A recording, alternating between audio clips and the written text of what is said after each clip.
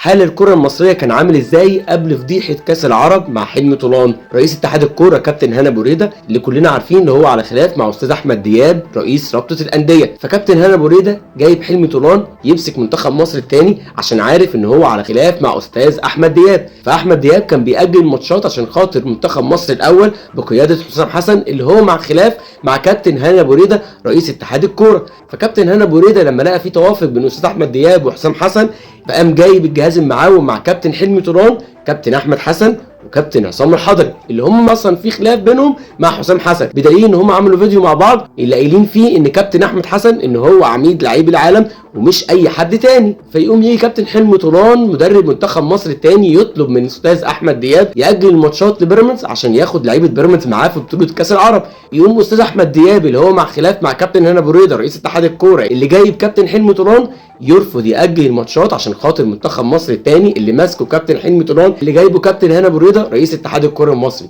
يقوم كابتن هاني ابو ريدة لما يلاقي ان في تطفيش لكابتن حلمي طولان قبل بطوله كاس العرب يقوم برضه يلمح ان في تطفيش لكابتن حسام حسن بعد بطوله كاس الامم ان هو يجيب كيروش. عك في عك، خلاف وخلافات، محدش على وفاق مع حد، محدش بيحب حد، محدش بيبص لصالح منتخب مصر، كلهم بيبصوا لمصلحة مين ضد مين، وبيبصوا لمصلحة مين مع مين ضد مين مع مين، كأن في أحزاب، حزب منتخب مصر الأول وحزب منتخب مصر الثاني. فأنتوا يا جمهور مصر لو مستنين أي تقدم للكرة المصرية انسوا، مفيش تقدم هتشوفوه ومفيش أي حاجة هتحصل كويسة للكرة المصرية طول ما في خلافات، طول ما في تعصب، طول ما في أحزاب ضد أحزاب تانية. هو ده حال الكرة المصرية، محدش بيحب حد ومحدش بيبص لمصلحة منتخب بلدنا. نفسي حد في مرة يبص لتيشيرت منتخب مصر اللي عليه 7 نجوم، 7 نجوم جبناها بالشقة والتعب، مش دلوقتي بنبص مين بيحب مين ومين بيكره مين ومين هيبقى ضد مين مع مين.